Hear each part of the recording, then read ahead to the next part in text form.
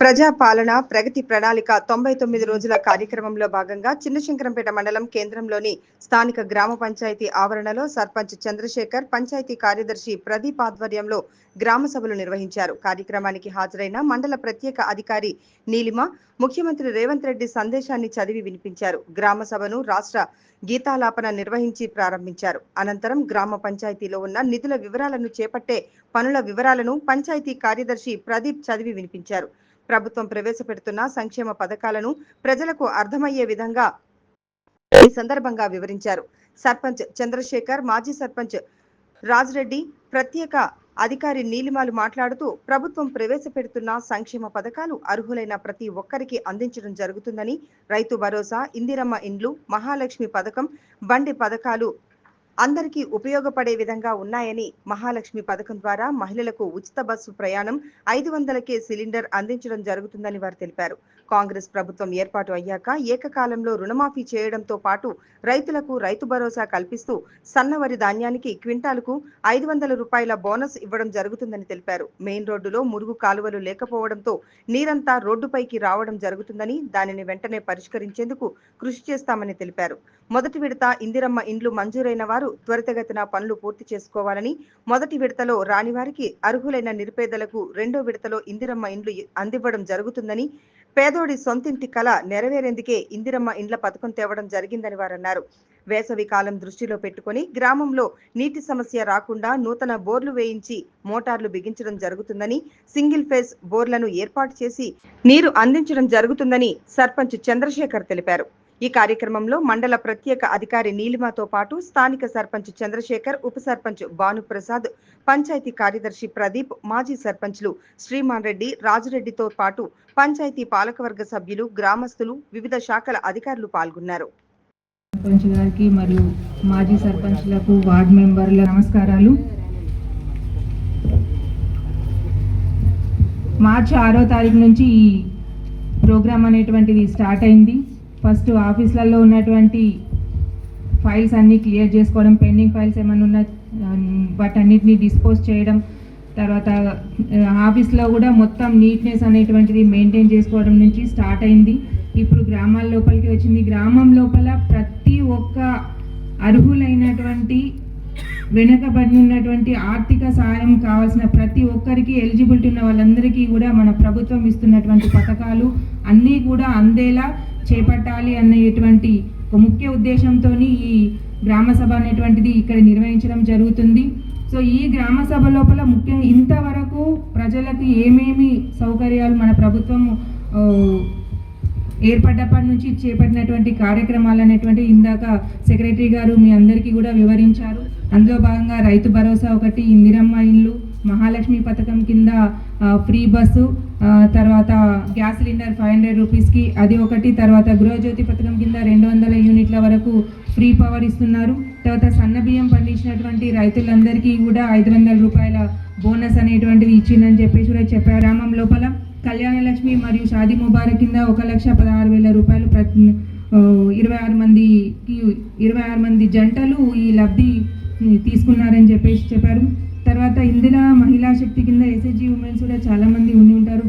ఇలా కూడా ఈ పథకంలో 1 కోటి మంది మహిళలను కోటీశ్వర్లు చేయాలన్న ఉద్దేశంతో ప్రతి ఒక్క మహిళ కూడా ముందుకు వచ్చి తన యొక్క కెపాసిటీని బిల్లు చేసుకుంటూ తను కూడా ఎందులో తీసిపోలేము, మనం కూడా ఆర్థికంగా బలపడాలి అన్న ఉద్దేశం కొద్దీ ఈ చేయుత స్కీమ్ అనేటువంటి ఇందిరా మహిళా శక్తి అనేటువంటిది ఈ స్కీమ్ చేపట్టడం జరిగింది. తర్వాత వాళ్ళకి వడ్డీ లేని రుణాలు కూడా ఇస్తున్నారు. మరియు అందులో భాగంగానే ఇప్పుడు ఈ గవర్నమెంట్ వచ్చినప్పటి నుంచి కొత్త రేషన్ కార్డులు అనేటువంటిది కూడా ఇవ్వడం జరిగింది. మొత్తంగా 156 మంది బిలో పావర్టీ ఉన్న వాళ్ళకి రేషన్ కార్డులు అనేటువంటివి మంజూరు చేయడం జరిగిందని చెప్పేసి చెప్పారు.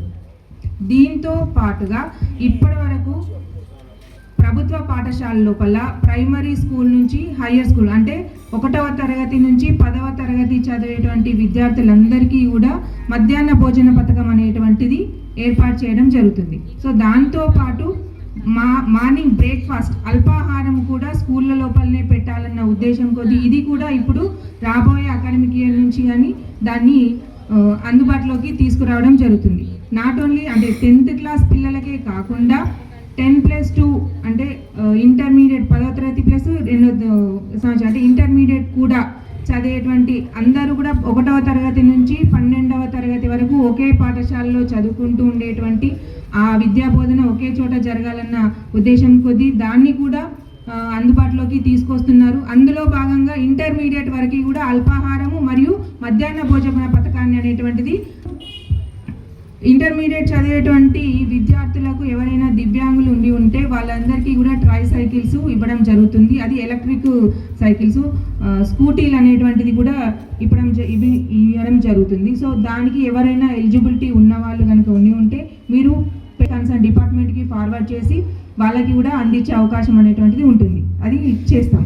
తర్వాత కృత్రిమ పద్ధతి లోపల సేంద్రియ వ్యవసాయాన్ని ఎలా చేయాలనేటువంటి పద్ధతిని కూడా అంటే ఎక్కువ ఫర్టిలైజర్స్ ఉపయోగించకుండా అంటే కృత్రిమంగా ఎరువులు ఉపయోగించకుండా సేంద్రియ పద్ధతి లోపల వ్యవసాయం చేస్తే ఎట్లాంటి పంట దిగుబడి ఎంతవరకు మనం తీసుకురాగలుగుతాం, నేల సారాన్ని మనం ఎంత దాన్ని కెపాసిటీని దాన్ని బిల్డ్ చేయగలుగుతాం అనేటువంటిది కూడా కన్సర్న్ అగ్రికల్చర్ డిపార్ట్మెంట్ వాళ్ళు వివరిస్తారు. ఇందులో భాగంగా ముఖ్యంగా అయితే వరి, మొక్కజొన్న, కాటన్ లాంటివి పంటలు అందరూ పండిస్తున్నారు.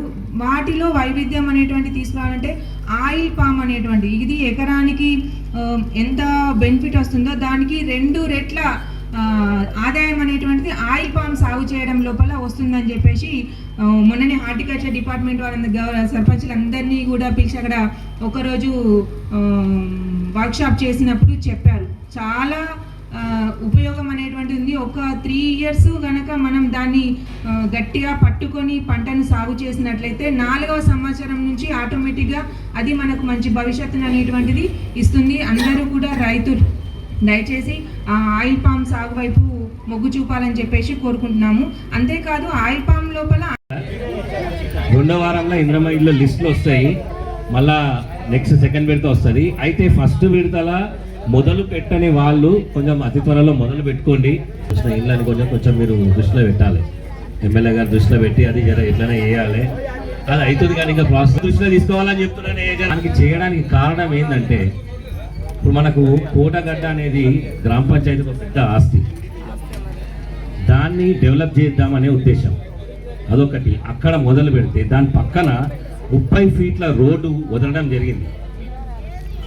ఆ ముగ్గు ఎక్కడైతే పోసినామో దాని 30 feet రోడ్డు వదలడం జరిగింది. ఇప్పుడు కోటగడ్డకి ఆ 30 feet రోడ్డు మొత్తం కోటగడ్డకి వేస్తే ఆ రోడ్ ఒక వైపు రోడ్డు ఇంకో వైపు డెవలప్మెంట్ జరుగుతుందనే ఉద్దేశం. ఇక్కడ అంగన్వాడీకి ఏమిళ్ళ ఇంటి దగ్గర అంగన్వాడీకి అప్పుడు శంకుస్థాపన చేసినారు. అది కట్టాలి, ఆల్రెడీ కట్టమని చెప్తున్నాము. ఈ కార్నర్కి వివో బిల్డింగ్ వస్తే మధ్యలో మనం రోడ్ వేసుకొని అటు మధ్యలో అంతా రోడ్డు పక్కన డెవలప్మెంట్ ఆస్కారం ఉంటుంది. అక్కడ మార్కెట్ కానీ ఇంకా వేరే ఆఫీసెస్ కానీ ఇంకా ఏదైనా కానీ డెవలప్మెంట్ ఆస్కారం ఉంటుంది. మరి బాగిటిపల్లని వెనుక వదిలేద్దామా? అటు కూడా డెవలప్ అవ్వాలి కదా. ఇప్పుడు కోటగడ్డ ఈ రోడ్డు యాక్సెస్ అయితే నీకు పల్లెకి కూడా డెవలప్మెంట్ అవుతుంది కదా. పల్లెని కూడా మన శంకరంపేటలో కలుపుకోవచ్చు కదా. ఇప్పుడు కుర్మపల్లె కంటే మనకు దగ్గరనే అయింది. ఇక్కడ ఇంకో యాక్సెస్ రోడ్ అయింది కాబట్టి కుర్మపల్లె శంకరంపేటలో కలిసిపోయినట్టే ఉన్నది.